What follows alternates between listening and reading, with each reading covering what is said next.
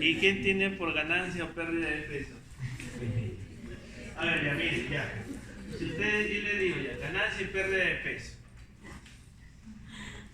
¿En qué pueden entrar ustedes en un paciente en ganancia y pérdida? ¿Qué van a medir? ¿Qué van a buscar?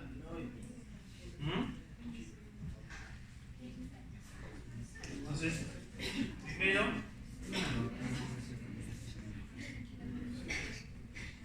siempre tienen que plantearse objetivos, ¿no? Unos objetivos es definición y la valoración del estado nutricional. ¿Qué exámenes te pueden ayudar para que tú puedas a esta persona estratificarlo? O decir si es que tiene una pérdida ponderal del peso, sea de nutrición o no en el paciente. ¿Qué clasificación hay? Y eso está todo porque son temas muy importantes que hasta la OMS también, si ustedes ingresan a la OMS y quieren buscar obesidad, quieren buscar desnutrición, tienen datos actuales, ¿ya? Y hasta les explica cómo ustedes pueden medirlo, ¿no? Cómo haces el diagnóstico y a las finales, que aún es el tema para ustedes, pero cómo haces el tratamiento. Como están entrando a la parte clínica, ahorita y además en la parte semiológica, en semiología eso, preguntas, para que tú puedas llevar a un cuadro, a un síndrome, y ese síndrome diagnosticarlo y luego darle un tratamiento, ¿ya? Es que la hora de exposición es un poco pesada y a muchos tienen sueño, ¿no? Pero es corto decir el tema, así que traten de ponerle atención, ¿ya? La introducción. Acá vamos a hablar de lo importante que es el peso corporal. Es el resultado de un balance entre ¿qué? Lo que comemos y el gasto energético, ¿ya? Sin embargo, es necesario realizar de manera minuciosa la evaluación nutricional. Y le digo esto porque ustedes van a ir al hospital, van a ver pacientes toda su vida, dependiendo de la especialidad que hagan. Tiene que ver 75 alumnos. 7-5. Y ahorita tenemos 46. Le toman la lista. ¿Está pasando un papelito? Sí. Entonces al final les vamos a traer la lista para que tienen que estar, ¿ya? Y si entra uno ya le puede estar. Ya. Porque no se Ya. Entonces, le digo porque hasta de manera personal a veces no hacemos la evaluación nutricional. Quien a veces se toma el tiempo, ve a un paciente, medir el pliegue, medir la circunferencia abdominal, muy pocas veces, y a veces no hay tiempo para eso.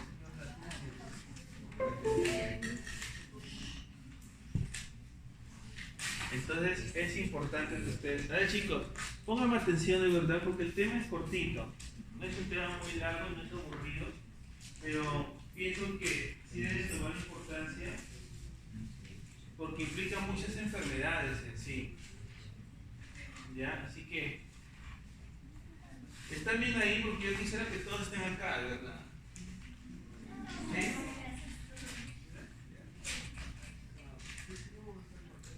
Entonces, cuando haces una valoración del estado nutricional, ¿qué tienes que tomar en cuenta? La anamnesis alimentaria. Les pregunto, cuando digo anamnesis alimentaria, ustedes, Joshua, ¿qué le preguntarías al paciente? ¿Cuántas comidas come el día? Ya, ¿qué más? La calidad de las comidas. Ya, El tipo de dieta. ya, a ver, otro más.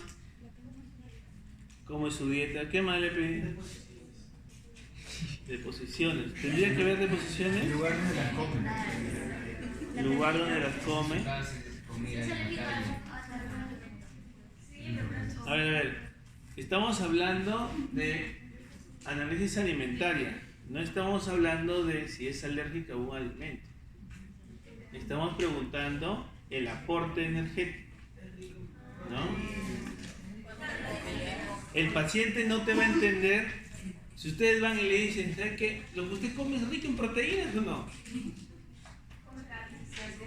Tienes que, en verdad, como ustedes vayan, tienen que, ya, ustedes lo que están ahorita en la parte semiológica, entonces ustedes concéntrense en que su mejor arma es la historia clínica, ¿verdad?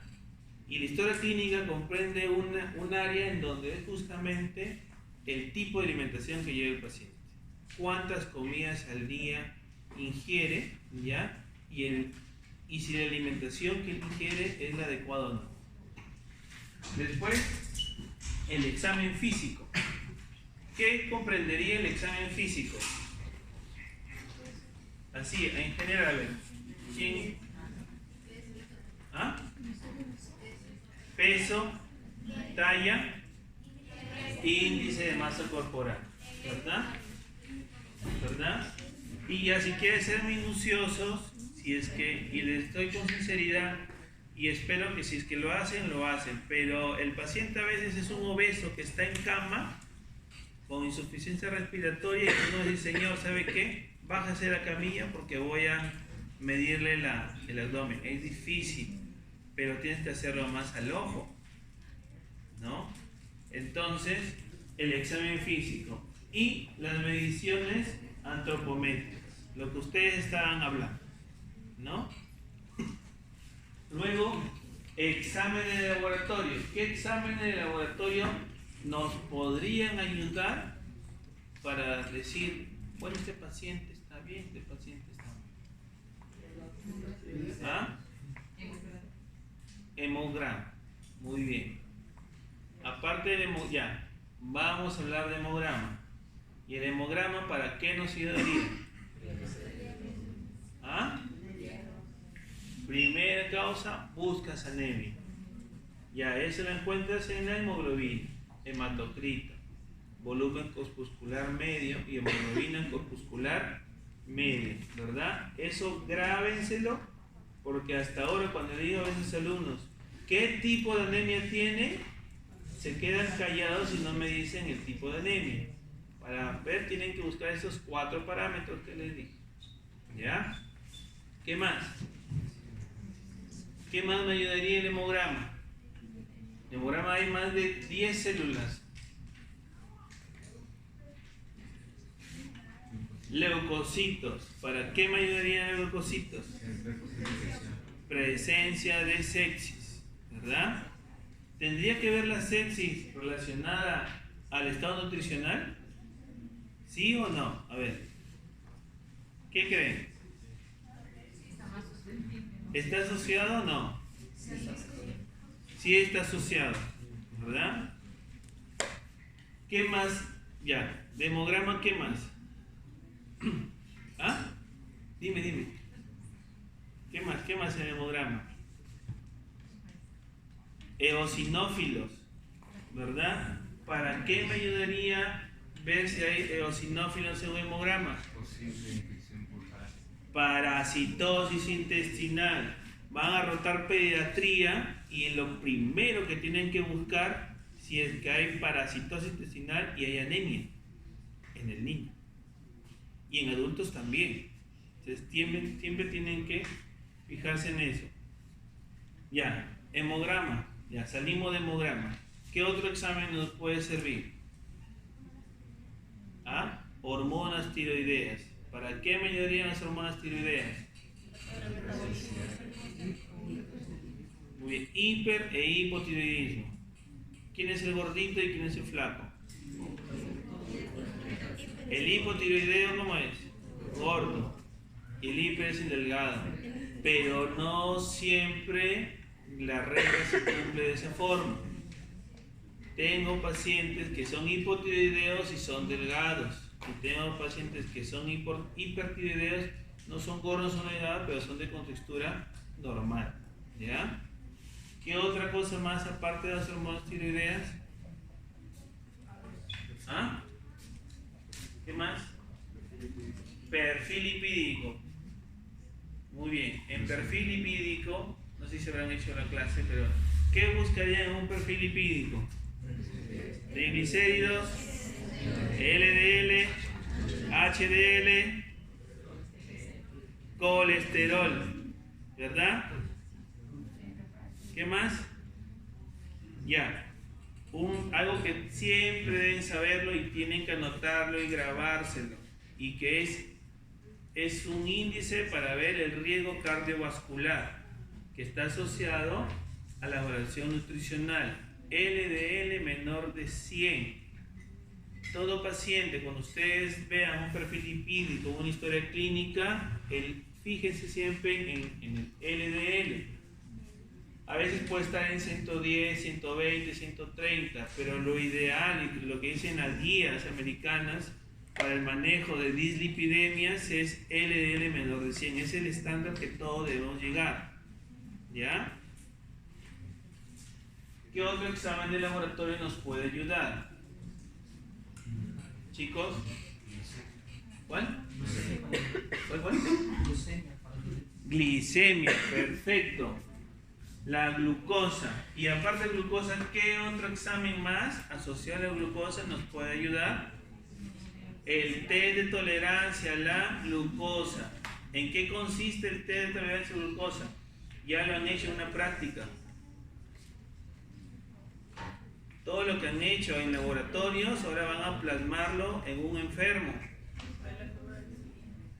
¿Ver? ¿Cómo se comporta el cuerpo metabolizando la glucosa por la producción de insulina? Ya, muy bien. Y eso se plasma en un porcentaje. ¿Ya? ¿Cuánto de glucosa das? 75 gramos, ¿no? De anhidrasa carbónica. ¿Ya? Test de tolerancia a la glucosa. ¿Qué otro examen de laboratorio nos ayudaría también? Vamos, piensen, chicos, que han leído el tema. VIH. ¿Por qué VIH?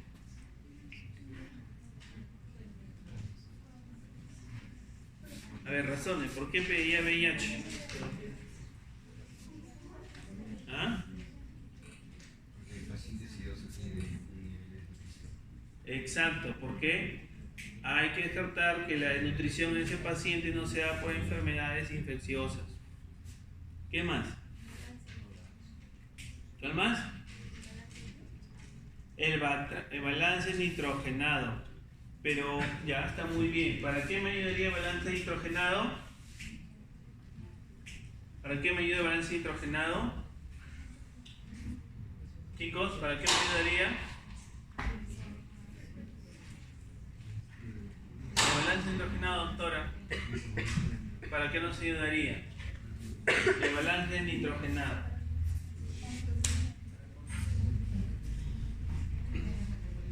¿Cuánto de proteínas puede estar eliminando el paciente? ¿Ya? Y aparte, ¿qué más? No, examen de laboratorio.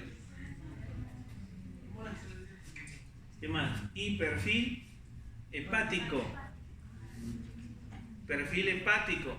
Y hay algo importante del perfil hepático que siempre tienen que verlo. ¿Qué mide el perfil hepático? Ya, aparte de las transaminasas, ¿qué más importante tiene la función hepática? Metabolismo de carbohidratos, proteínas y lípidos. ¿Qué proteína mides en el perfil hepático? Albúmina. Albúmina. ¿Ya? Entonces tienen que ver si es que el paciente está en hipoalbuminemia para que ustedes se puedan pensar, ¿no?, de que realmente una de las causas de la nutrición en el paciente es por falta de proteínas. Recordemos que la mayoría o casi todas las enfermedades crónicas llevan a la persona a un déficit proteico. ¿Ya? Eso sí tienen que saber, chicos. Y evaluación de la inmunidad. Dijeron VIH, ¿qué más pides? Radiografía de tórax, ¿no? Beca en esputo, descartar tuberculosis. ¿Ya? Y muy bien, y la necesidad alimentaria, como habían hablado, ¿no? Peso habitual y actual, cambios en el apetito, patrón habitual de las comidas, presencia de náuseas y vómitos. ¿Por qué me ayudarían eso? A ver. ¿Por qué me ayudaría presencia de náuseas y vómitos? ¿Ah? ¿Por qué yo le preguntaría a un paciente, señor, ¿vomita? ¿Tiene náuseas? A ver, ¿quién levanta la mano? Pero den su opinión, así se equivocan. ¿Por qué me ayudaría a ver eso? Yo creo que son dos cosas. ¿Ya? Para saber cuán hidratado puede estar el paciente y otro si tiene algún trastorno alimenticio. Exacto. Para ver si hay trastorno alimentario. ¿Sí lo había dicho? ¿Sí? ¿Lo había dicho? No.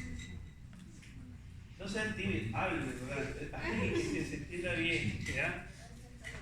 ¿Por qué? ¿Qué quieres buscar acá si hay trastorno alimentario? Si hay término de una enfermedad psiquiátrica, bulimia y anorexia. Y acá es importante, ocupación y actividad diaria. ¿Por qué me ayudaría eso? Para ver el grado de estrés, uno, ¿qué más? El gasto energético, porque puede ser que sea una persona que hace actividad, sea un albañil, por ejemplo, que el gasto es mayor, entonces el consumo es mayor, ¿no? Y la actividad diaria, ¿no? ¿Creen que nosotros los médicos debemos estar bien alimentados, a medias o mal? Bien alimentado. ¿Por qué? Estamos bajo estrés y susceptibles a enfermedades al medio. ¿Ya? Y acá está el dibujo.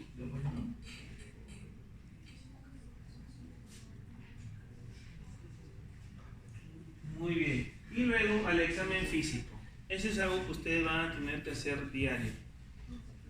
A veces se puede tallar al paciente, a veces no se puede tallar, a veces se puede pesar, a veces donde ustedes vayan no hay balanza. Si se van a dar cuenta, en donde sí van a encontrar balanza es en pediatría, porque la dosis que tú das pediátrica necesitas el peso real. Entonces al niño todos los días tienes que pesarlo, ¿no? O su peso al ingreso y dependiendo de su evolución o la enfermedad que tenga, lo vuelves a pesar nuevamente. ¿Ya? El grosor del tejido celular subcutáneo, ¿no? También es importante. ¿Cómo lo mides? Hay un equipito que utiliza nutrición. Se llama como plicómetro. ¿Ya? El plicómetro te ayuda a medir el grosor, ¿no? Del tejido subcutáneo. Plicómetro. ¿Qué más? ¿Qué es importante? Fíjense, mira acá. Wow. La presencia de palidez. El clínico, el médico clínico, que al final ustedes terminan la universidad siendo médicos clínicos, tienen que al menos poder diferenciar, ¿no? Si el paciente hay palidez. ¿Por qué? Quiere ver si hay cierto grado de anemia. La piel, la mucosa, si está fría, si está caliente, descartar qué, clínicamente, una enfermedad metabólica, hipotiroidismo, hipertiroidismo, ¿ya? Cambios en el cabello, ¿por qué me ayudaría? ¿No? También anemia y qué más, enfermedades endocrinológicas, ¿no? ¿Qué más? Asitis, ¿para qué me ayudaría a ver asitis? Sí, a ver, mecanismo de la asitis. ¿Por qué se da asitis? ¿Hay qué? Ya, pero muy bien, aumenta la presión, pero ¿qué más pasa en asitis? Asitis es en cirróticos. Cirróticos son hipoproteicos, déficit de proteínas. La proteína y el agua tienen que estar igual. Se baja la proteína, el agua pasa al otro espacio. ¿No? Así. Y aparte también la otra causa, como dijo de Schwab, por la hipertensión portal. ¿Qué más? Presencia de atrofia o hipotonía muscular. Eso tienen que darse cuenta. Van a ir a diferentes hospitales, van a ver pacientes que son raquíticos, ¿no? ¿Y cuáles son esos pacientes? Pacientes que lamentablemente tienen VIH, se les suma tuberculosis, ¿no? Y encima no es una TB sensible, son XDR, MDR. Entonces, por su mala suerte, sí, pues tienen enfermedades y encima se les asocia otra enfermedad aguda. Entonces los tumba, ¿no? Entonces es una pena ver este tipo de pacientes. Y vas a encontrarlos con atrofia muscular, vas a encontrarlos con hipotonía muscular, ¿ya? ¿Y qué más? Déficit de minerales, de vitaminas y minerales. ¿En qué pacientito vas a encontrar eso? Alcohólicos, muy bien. Alcohólicos, déficit de alcohol, gracias. Alcohol con patología gástrica, déficit de mala absorción de vitamina B12, ácido fólico. ¿Qué más? Otros minerales. El raquitismo por déficit de vitamina D.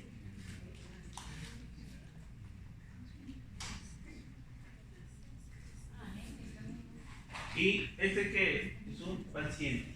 Hay un signo clásico que es el rosario esquelético, ¿no? En otros más delgados vas a ver todas las costillas donde fuera un rosario, ¿no?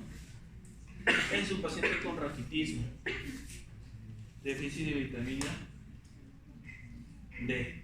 ¿Verdad?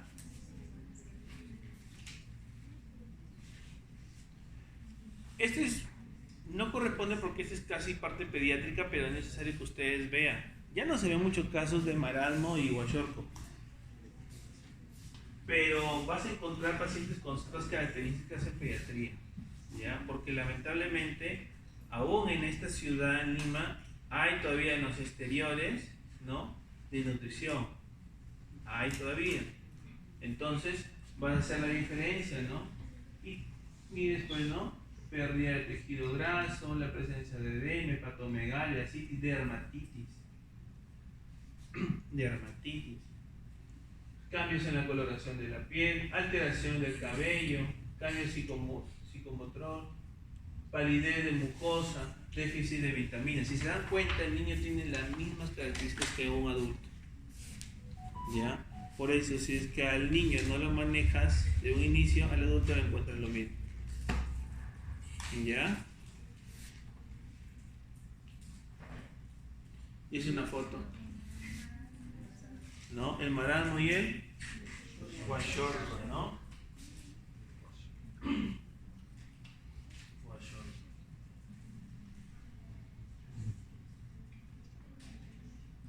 Medidas o las mediciones antropométricas. Imagino que eso ustedes ya lo tienen de memoria, ¿no? ¿Sí? Eso tienen que saberlo de memoria. Índice de masa corporal y cómo te ayuda a qué, para evaluar si estamos en grado de sobrepeso. La formulita: peso al talla al cuadrado, ¿verdad? Sobrepeso de 25 a 29 y obesidad mayor de 30.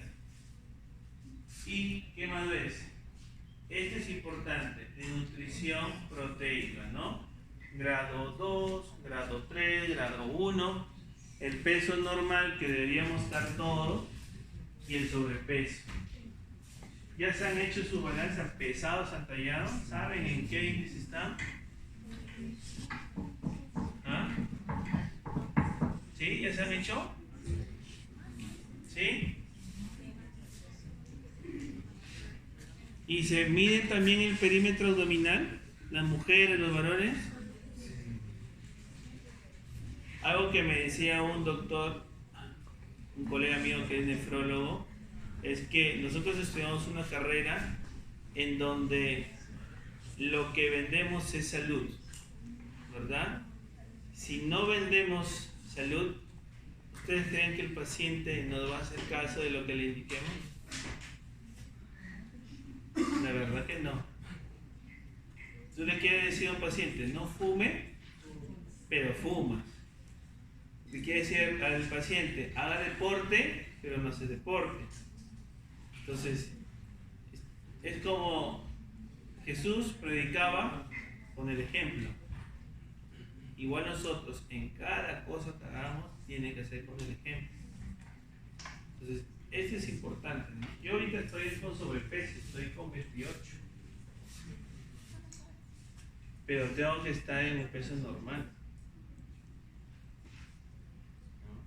¿Por qué? A ver, piensen. ¿Por qué debemos estar todos en un peso normal? Proyéctense a 10 años. Con sobrepeso es más probable tener enfermedad. Exacto. Y por la sensibilidad de riesgo cardiovascular. ¿Y qué enfermedades de riesgo cardiovascular ustedes conocen? A ver, los que se están riendo. Dime una enfermedad de riesgo cardiovascular. ¿Ah?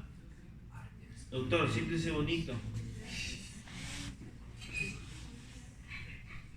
Obesidad. Ya. Diabetes. ¿Y cuál más? Hipertensión arterial y aterosclerosis. Chicos, eso tienen que tenerlo presente. Como médicos generales que van a salir, si salen internistas o si quieren ser clínicos, ¿qué van a tratar? Diabetes, hipertensión, obesidad, dislipidemias. No es difícil tratarlo, pero tienen que saber de su fisiopatología y más que fisiopatología y de que a veces los médicos cogíamos es la nutrición. Porque el paciente lo primero que te va a pedir es, doctor, ¿y qué dieta voy a hacer? ¿No? Porque nosotros somos capos indicando, ¿no? Tomas un metformina una vez al día, y listo, ¿no? Tomes atorvastatina, perfecto, ya, lo hace. Pero ¿qué más? Tenemos que darle otras herramientas al paciente para que pueda disminuir ese riesgo cardiovascular. La actividad física, la alimentación. Todos comemos. Entonces debemos indicarle cómo debe estar la comida. ¿Ya? ¿Cuánto requerimiento debe tomar al día? ¿Cuánto debe consumir?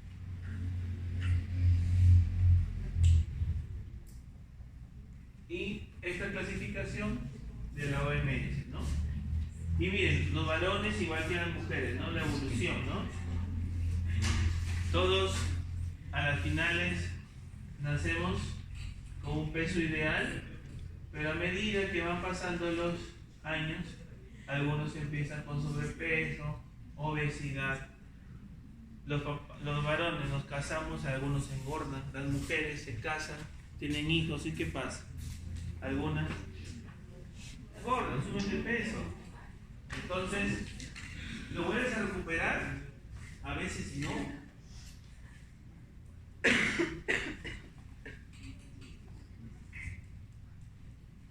Claro, hay mamás que aún conservan aún la silueta todavía. Entonces, el perímetro de la muñeca, ¿eso para qué nos ayudaría también como otro signo indirecto? Para ver la exacto, ¿no? La complexión, si es robusto, si es normal, si es delgado. ¿Y cómo lo mides? Con tu centímetro, a veces estás con tu manito, pero debes dar con 1 centímetro con la muñeca extendida. Eso, por ejemplo, lo pueden hacer con el paciente. Si estamos un paciente que no puede pararse y que está echado, coge su centímetro y le pueden hacer además la medida a nivel de la muñeca, ¿no? Y sus valores, ¿no? En varones 10.4, mujeres 11, ¿ya? Si es mediano, la complexión mediana, varones 9.6 a 10.4, en mujeres 10.11 y si es grande, varones de 9.6, mujeres de 10.1. ¿Ya?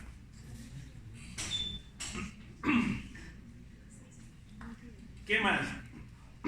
¿Qué más nos ayuda? El perímetro abdominal. El perímetro abdominal.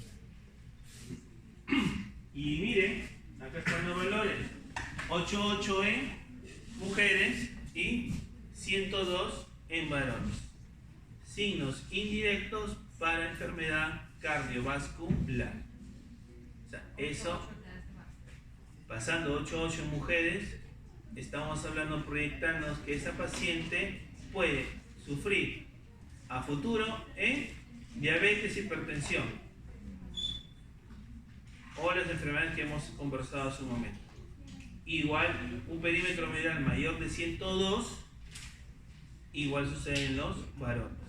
O sea, eso es estandarizado. No lo digo yo, sino ya está escrito en la OMS. ¿Ya? Y se dan cuenta, ¿no? Tiene una forma de pera, ¿no? Y el otro en varones tiene una forma de manzana, ¿no? Miren, circunferencia de la cadera. Y la perita son las mujeres, son pelvis ginecoides, ¿no? Y en varones, androides, ¿no? ¿Sí? Donde nosotros los varones a los finales tenemos mayor perímetro, la barriga. Y en las mujeres, después de gestar algunas, la cadera, todo viene así, ¿bien? Y nosotros los varones, sí. ¿No? Yo, mi esposa, recuerdo que antes con un solo brazo la podía besar, ahora tengo que hacer con dos, y no es broma. Tengo que hacer con los dos brazos, porque antes solo con uno nada más. En 5 años ella subió un promedio como de 7 kilos. Y algo que se va a dar cuenta, y que también está a veces en la anamnesis, bueno, es el estilo de vida. Si el varón o la mujer es de buen apetito, jala el otro. Por ejemplo, yo con mi esposa, a mí me gustaba salir a comer en la noche, ella no. Pero tú le dices, amor, vamos a comer, a pesar que no quieran, te acompaña y pica, ¿no? ¿Y qué sucede? Como no está acostumbrada, el metabolismo se acelera también en la mujer y empieza a subir de peso, ¿no? Y luego ya te tiran la culpa, ¿no? Por ti subió, por ti subió. Es que pasa, ¿no? Y sucede. Y miren, ¿qué más? ¿Y qué sucede acá? En mujeres, insuficiencia venosa. ¿En qué otros casos puede insuficiencia venosa en mujeres? En consumidores de anticonceptivos, ¿no? Las mujeres, si algunos de ustedes consumen o no, fíjense, a veces tienden a formar ya las famosas estrías, porque se forman por el aumento de hormonas, ¿no? Y en los varones, diabetes, hipertensión, dislipidemia. Pero en todas se pueden modificar con el estilo de vida. ¿Ya? Hay un área que es medicina de estilo de vida, ¿no? Muchas especialidades están metidas ahí. Muchas. Endocrinólogos, cirujanos. ¿Cuándo he visto que un cirujano iba a tallar en algo estético? Ahora un cirujano, cirugía bariátrica, banda gástrica, solo se han dedicado a banda gástrica. ¿Para qué? Reducir la obesidad. Si se dan cuenta, todas las enfermedades de ahora, salvo estas enfermedades infecciosas que aparecen, siguen siendo las mismas: la obesidad, la hipertensión, la diabetes, todas las complicaciones que pueden dar esas enfermedades cardiovasculares. Enfermedad renal crónica, ¿verdad? Insuficiencia venosa, insuficiencia arterial, ¿ya? Este tema es importante, ¿no es importante? Es importantísimo. Y el balance nitrogenado que dijo la doctora. El balance nitrogenado es balance nitrógeno que ingresa, que entra, menos el nitrógeno que sale. En ingesta calculan gramos de proteínas ingeridos a través de la dieta en 24 horas. Sobre la concentración 6.25, que es el peso molecular del nitrógeno, lo divide. Y luego, recordemos, ¿en dónde eliminamos nitrógeno? Orina, heces y la sudoración, la piel, las uñas también eliminan nitrógeno. Entonces, esta es una fórmula también de poderlo sacar. Y en su mira, hay artículos, balance nitrogenado en pacientes en la unidad de terapia intensiva de adultos y de quemado Hospital Central Militar. ¿Y cuál fue el resultado? Que la excreción urinaria de nitrógenos en las primeras 72 horas que está el paciente en cama tiende a ser de manera uniforme y posteriormente varía de acuerdo a la severidad de la enfermedad. Siendo los pacientes con SIR, ¿qué es un SIR? Síndrome de respuesta inflamatoria sistémica. Y sepsis, los que mayores pérdidas de nitrógeno presentaron correlacionado con una puntuación de Apache. Este es un Apache para que se aplica para pacientes con sepsis mayor de 20. ¿Qué quiere decir? Que el mayor aporte nutricional de los pacientes con SIR y politromostado fue superado por la excreción de nitrógeno, que conlleva un balance nitrogenado negativo. Los que quieren hacer medicina intensiva de esto tienen que dominarlo, porque todos los días a tu paciente tienes que pesarlo y tallarlo. Así está con tubo, esté con máquina, esté con muchas cosas conectadas, a ese paciente hay que pesarlo y tallarlo. Todos los días haces un balance nitrogenado. ¿Por qué? A ver. ¿Por qué me ayudaría el balance nitrogenado? ¿Quieres ver cuánto de proteínas se está perdiendo? Porque lo que tú tienes que dar es un aporte proteico. Recordemos que todos los pacientes que tienen sepsis, todos los pacientes con sepsis son catabólicos. ¿Qué significa? Consumen. Pierdes proteínas. Entonces, la dieta que hace el nutricionista tiene que ser con cuánto porcentaje de proteínas al día le vas a dar. ¿Ya? Y otro índice de creatinina, que también es similar al balance nitrogenado, creatinina con la talla. ¿Ya? Y acá pues te ve depresión proteica leve, que es un porcentaje de 89 a 75, moderada y severa. Déficit de hierro. ¿Para qué nos ayudaría también el déficit de hierro? Hablamos del hemograma, anemia. Y mides, aparte del hierro, de pedir el hemograma, ¿qué más puedes medir? Transferrina y ferritina. Acuérdense de eso. Si están buscando anemia de tipo ferropénica, tienes que medir transferrina y ferritina. Déficit de ácido fólico, como déficit de vitamina D12, en pacientes con mala absorción intestinal. ¿Ya? Malabsorción de glúcidos, afectación pancreática. Y recuento de los linfocitos, ¿para qué me ayudarían? A ver, ¿los linfocitos en qué me ayudarían? ¿Qué son los linfocitos? Infecciones. ¿De qué tipo, doctor? ¿Ah? Aparte de víricas.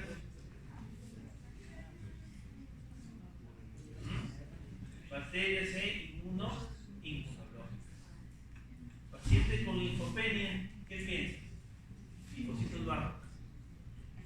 VIH. Paciente con linfopenia más anemia es una visitopenia. Y que, acuérdense, linfocitos bajos, hemoglobina baja, plaquetas bajas, que puede ser una pancitopenia. Entonces, todo paciente con linfopenia busca VIH, enfermedades inmunológicas como lupus, tuberculosis y ¿qué más? Y enfermedades oncológicas, cáncer. ¿Ya? Tienen que pensar también en cáncer. Entonces, ahora, todo paciente va al hospital y ven ahí que está todo raquítico, flaco y esto, lo primero en su mente deben pensar 4 enfermedades. ¿No?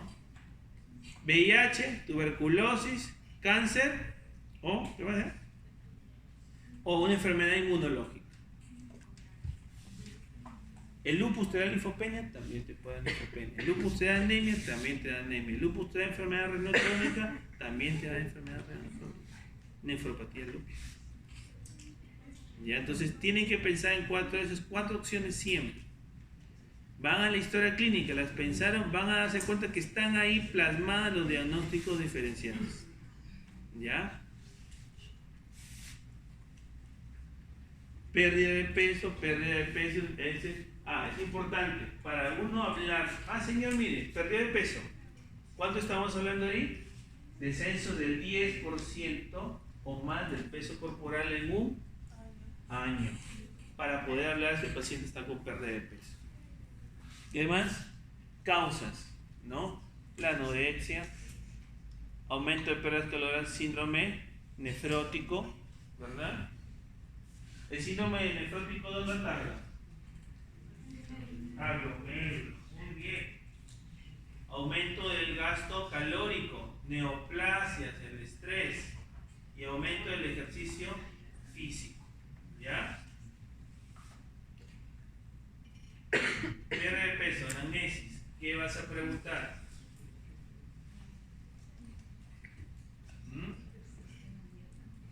Si es voluntaria o involuntaria. ¿Quieres de frente buscar si hay enfermedad mental o es una enfermedad orgánica? Ahí divides, ¿es que es orgánico o no es orgánico? ¿Ya? Apetito aumentado o disminuido. ¿Padece de alguna enfermedad mental?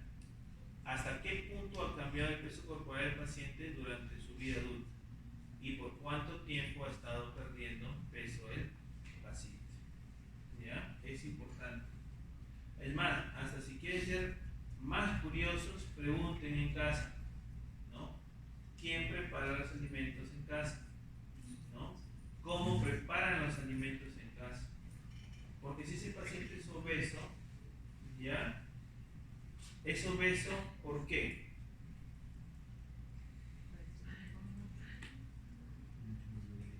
Ya, le da bastante la comida, pero ¿por qué motivo? Para que uno sea obeso debe tener un patrón, ¿verdad? Y eso lo van a ver en pediatría. Mamá o papá obeso, el niño gordito.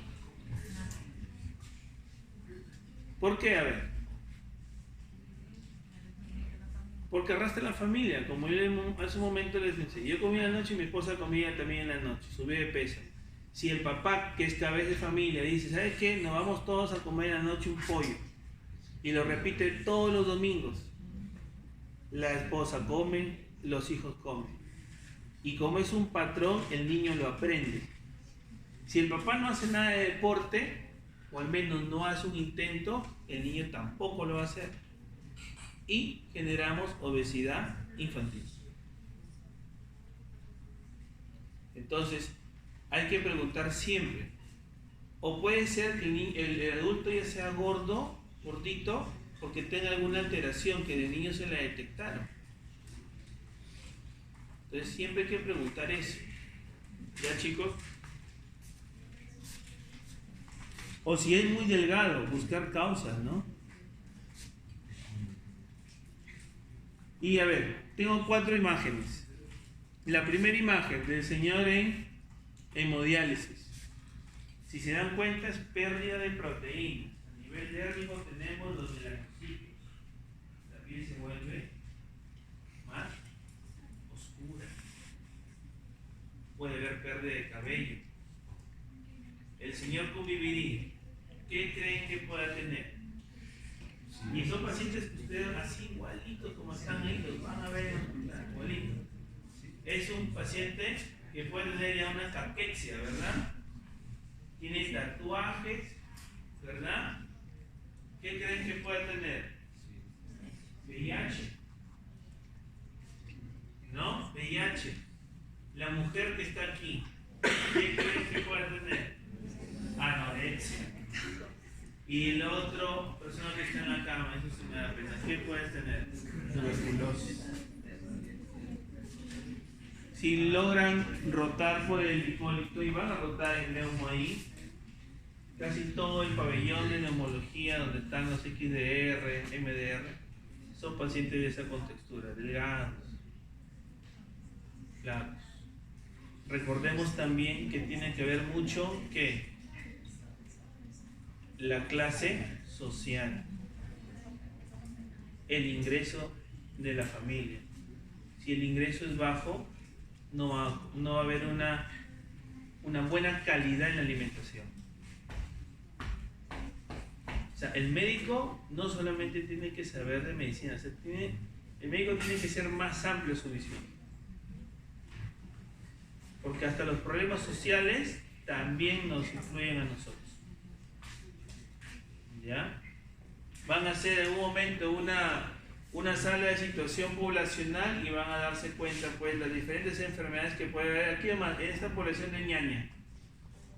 ¿Qué pueden encontrar? Desnutrición, dengue, parasitosis, ¿no? Tuberculosis, ¿no? Ese es trabajo de campo, ¿no? Porque el paciente no va al hospital, a veces va al hospital cuando está ya mal. Pérdida involuntaria de peso con apetito incrementado, ¿no? Aquí ya piensas en hipertiroidismo, piensas en diabetes no controlada, piensas en trastorno de mala absorción, feocromocitoma y marcado incremento de actividad física. Entonces, si tienen un paciente que le dice, estoy perdiendo peso, pero mi apetito sigue normal, lo primero que vas a pensar es en todo esto. Alguna enfermedad metabólica debe tener.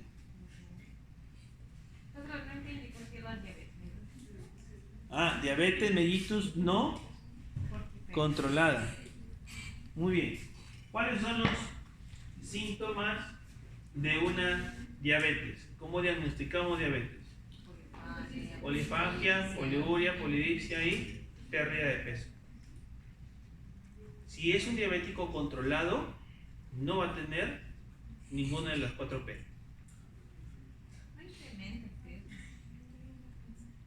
Los primeros meses de tratamiento que tú inicias con un diabético, lo inicias con metformina. Porque la guía, la norma te dice metformina. Y metformina más insulina. ¿Ya? La insulina, ¿qué produce? Pérdida de peso. ¿Y la metformina en dónde actúa? Captación de glucosa. El paciente al inicio no va a engordar. Baja de peso, puede perder unos 10 o 8 kilos y luego que la diabetes se estabilizó, los niveles de glucosa están normales por 6 meses, el paciente empieza a tener la ganancia de peso. O sea, el paciente puede venir obeso, con sobrepeso o un estado nutricional normal. Pero tú al inicio de iniciarle el tratamiento y tienes que darle un peso inicial y tienes que volverlo a pesar los 3 meses. No tiene una ganancia ponderal, tiene una pérdida. Porque le estás dando medicamentos que va a haber más consumo de glucosa. Porque no regula la glucosa. Entonces los pacientes tienden a bajar de peso en los primeros 6 meses. Vas a encontrar que son gorditos y luego los ves nuevo, ¡oye, está flaquito! No es porque está haciendo dieta, es porque está con el tratamiento de la diabetes, hasta que ya se controla y otra vez ya lo ves no gordo, pero ya ves con un peso ideal. Y así sube de peso es porque él tiene hambre, ¿no? Y come lo que no debe comer, ¿no? ¿Ya? Y pérdida involuntaria de peso con disminución del apetito. Acá sí ya, mira, las enfermedades que hemos conversado, ¿no? Encima, que de manera involuntaria pierde peso, influye en la dimensión del apetito. Pacientes con cáncer, infección por VIH, endocrinopatías, enfermedad pulmonar y cardíaca, enfermedades crónicas degenerativas, enfermedades gastrointestinales y ¿qué más? Depresión. ¿Y cuál es otra cosa más? Que también van a verlo, abuso de sustancias.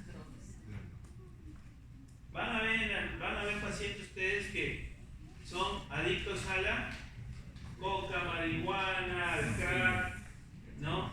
A un montón, y es más, combinan 5, 4 drogas y los ves flacos.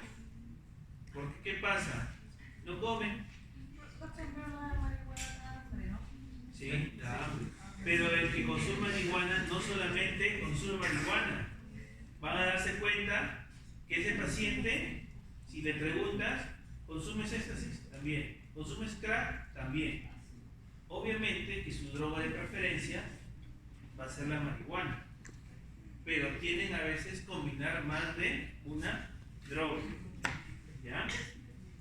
No es que sea todo paciente consumidor de drogas siempre va a tener pérdida de peso, no, porque hay otros que su peso lo mantienen igual, pero hay que pensar en esas posibilidades cuando tengas un paciente que te dice, pierdo peso, ¿ya? Y mi apetito está disminuyendo, ¿ya?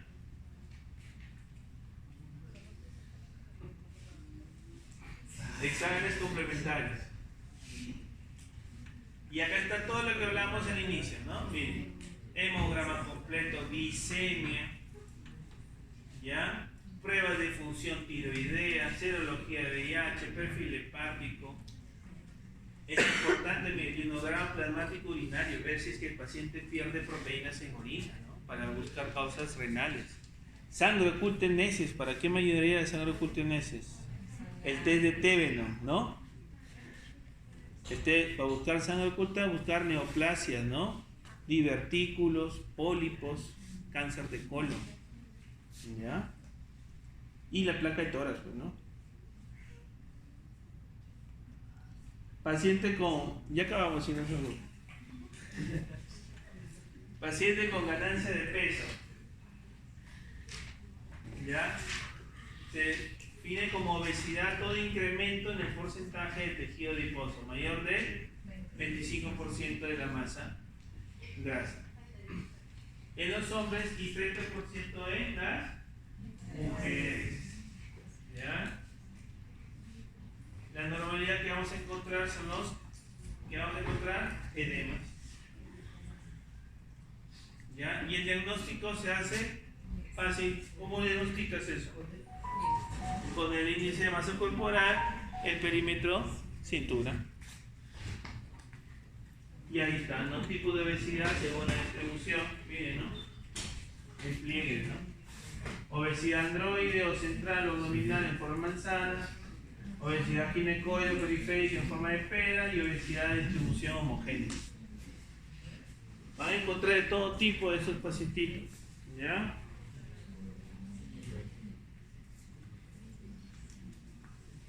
Anamnesis. ¿Qué anamnesis? De sobrepeso. Influencias prenatales. Influencias prenatales. Ahí influencias prenatales, ¿qué me gustaría yo preguntar?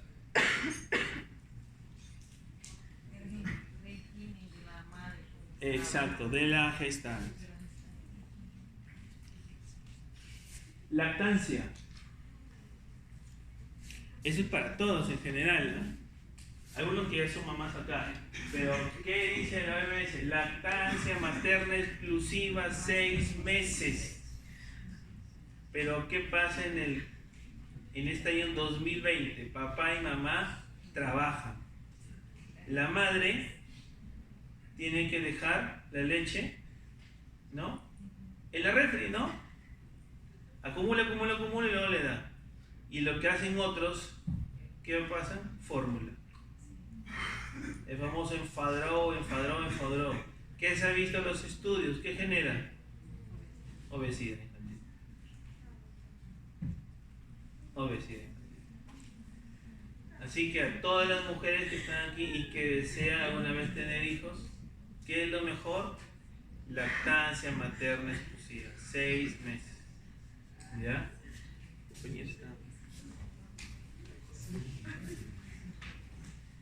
Yo sé que la hora es pesada.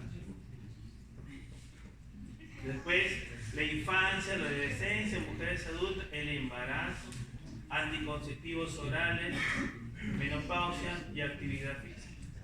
¿Ya? Estilo de vida, privación del sueño. ¿Ustedes creen que la privación del sueño también te puede producir sobrepeso, no obesidad? ¿Sí? ¿No? La leptina, ¿no? Se ha visto que también está asociada. Hasta bien también a baja de peso. Duermes poco, ¿no? La leptina está asociada a cuadro de anorexia, ¿no? La nicotina, mira, la nicotina al final hay estudios en donde muestra que hay cierta relación nicotínica con la subida o baja. La baja de peso. Dejaron de fumar y empezaron a subir de peso. Pero por favor, no fumen. ¿Ya? No fumen. Relaciones sociales. Lo que estamos hablando. ¿No? Si uno come brutal, va a jalar a todos a comer de esa misma forma. ¿Ya? Y eso pasa. En la universidad yo subí de peso. No íbamos a comer. Algunos están en pensión acá, ¿verdad? Están en su cuarto. ¿Y dónde comen? No comen en casa, comen afuera. Y de vez en cuando se les antoja algo y salen a comer a la calle, ¿no? Salchipapa, hamburguesa. Factores psicológicos, ¿no? Y la dieta. Comer más o reducir la comida. La frecuencia, esto es importante, ¿no? Frecuencia de comida. Ingesta de grasas. Las famosas comidas rápidas. ¿Ay, qué pasó? ¿Por qué se están riendo?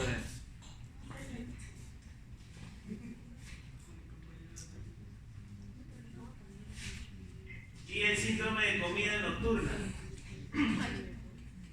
¿Y saben qué consiste eso? El que come en la noche. ¿Alguno de ustedes tiene ese problema de comer en la noche? ¿Sí? ¿Comen en la noche? No. Claro, ¿no? Y que nuestro metabolismo todas las noches sigue funcionando, Marisa, ¿no? Sigue funcionando. No dormimos, ¿no?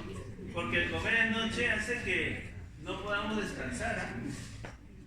Mal sueño. ¿Ya? Los médicos que hacen, por ejemplo, les gusta trabajar en emergencia, comen en la noche. Yo tuve un colega que hicimos la residencia juntos y era un poco más delgadito, ahora ingresó así como con textura. Pero Ronald ahora está así. Y lo que sí me he dado cuenta es que el scrap, o sea, le entra, pero hace salir unos gorritos que se nota la pipita, ¿no? Así. Y ya tiene hipertensión, ¿ah? A sus 35 años. Ya es hipertenso. A ver, dime, él si quiere hablarle a un paciente, ¿qué le va a poder decir? Nada. Claro, ahí le puedo decir eso, ¿no? Mi ejemplo, ¿no? Entonces yo espero que todos ustedes cuando ya los vean siendo internados, así como los veo ahora, así que están una contextura normal, unos atléticos, siga todavía así. ¿Ya? Al serum, no van a hacer que al final terminen subiendo de peso. Y ahí está, miren, la comida rápida, el consumo del cigarro, la comida nocturna, ¿no? Las mujeres cuando entran en cuadros así de, no de depresión, sino de estrés, que tienen problemas, hombres y mujeres, ¿ah? No todos, ¿no? Pero igual, comen.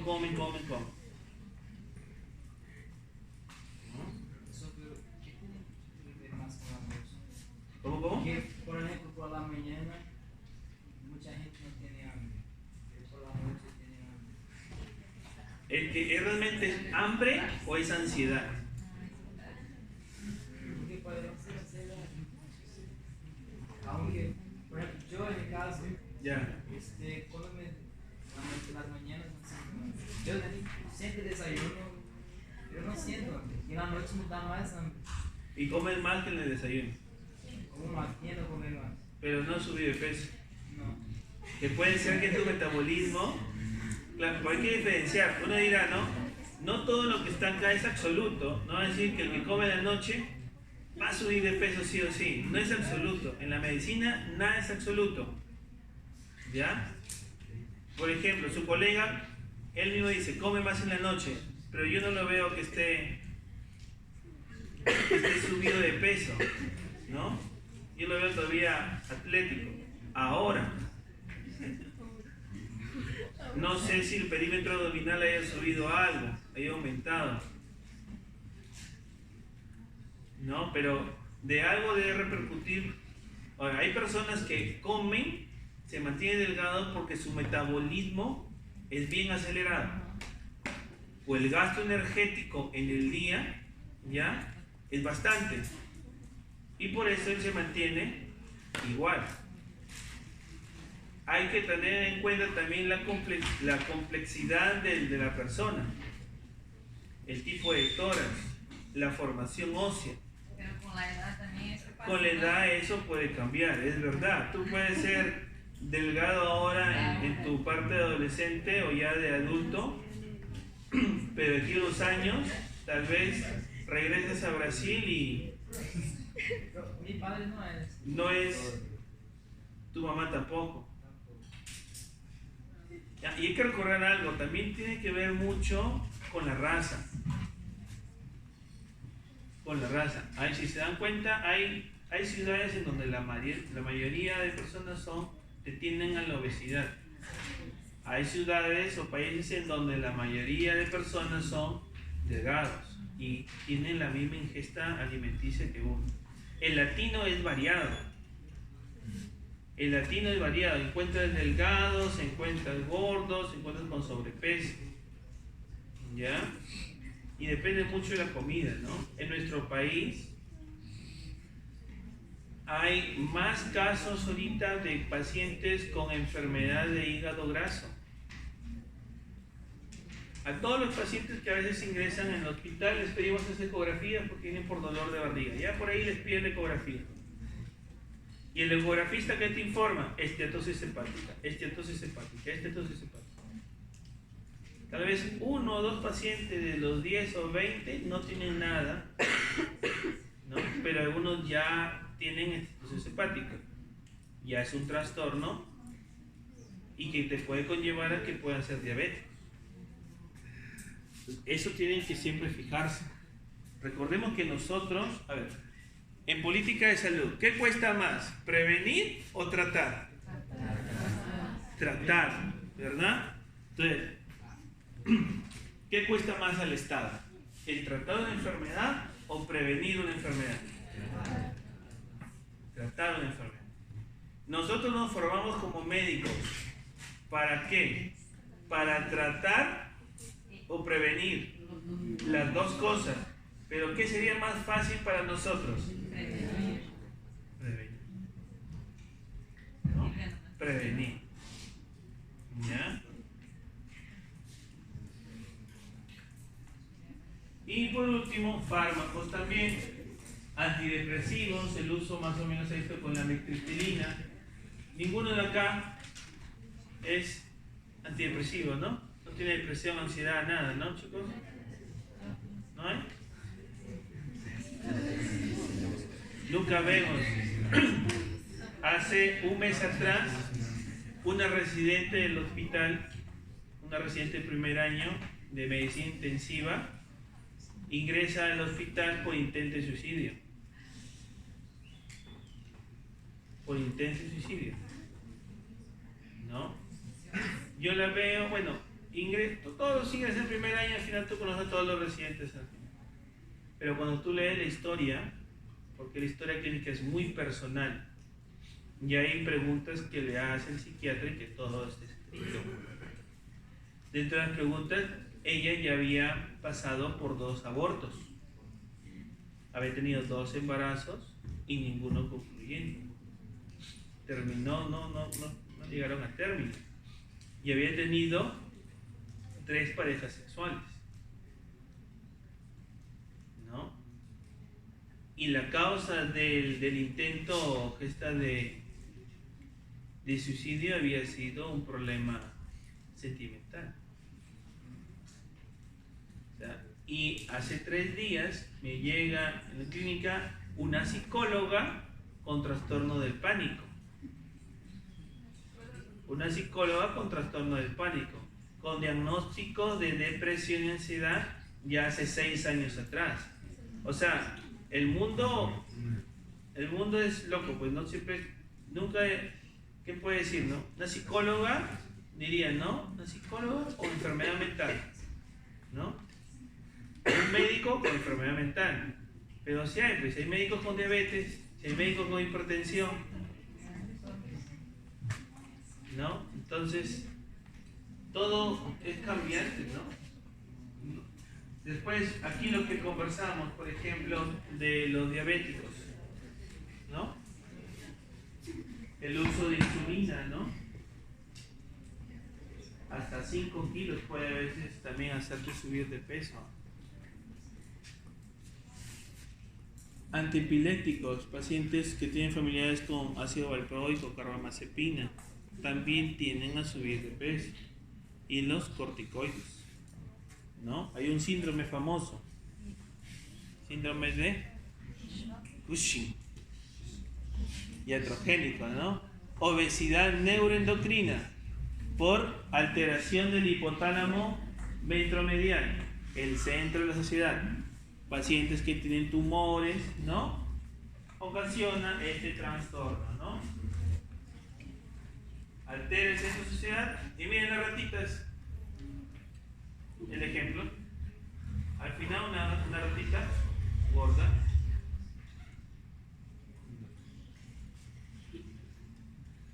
Síndrome de Cushing, ¿no? ¿Es obesidad como la manzanita o como la pera?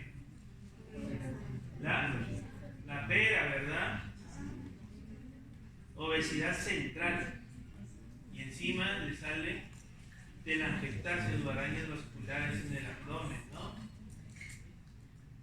Hipotiroidismo. Síndrome de ovario poliquístico. ¿Por qué? En las mujeres, ¿por qué? Hiperandrogenismo bioquímico, ¿no? Que te conlleva una obesidad. Síndrome de Prader-Willi, ¿no? Una enfermedad congénita presente de nacimiento que afecta a muchas partes del cuerpo. Las personas con esta afección son obesas, tienen disminución del tono muscular y de la capacidad mental, al igual a las sexuales que producen pocas o ninguna hormona. Y examen físico, es lo mismo, van a hacer lo mismo, chicos.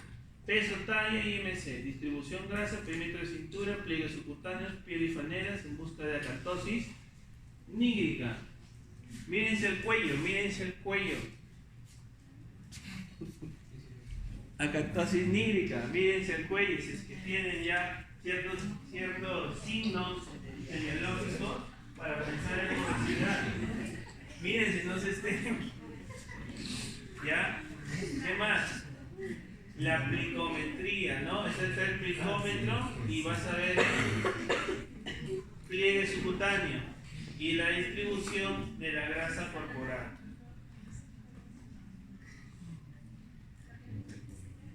Examen físico y ya terminando, exámenes complementarios. Lo mismo, chicos, solo que aquí hay que tener en cuenta, si es obeso, ¿qué le vas a pedir? Acuérdense, si es obeso, tú pides estas 3. Prueba de intolerancia a la glucosa, cortisol, insulina. ¿Ya? Si es obeso, pidan esas 3. De frente te vas a buscar diabetes. Listo. Y ya está. Y acabamos. ¿No? ¿Ya? Así que, ¿preguntas algo? terminado la lista, no se debatan todavía. ¿Terminado la lista? ¿Ya están todos?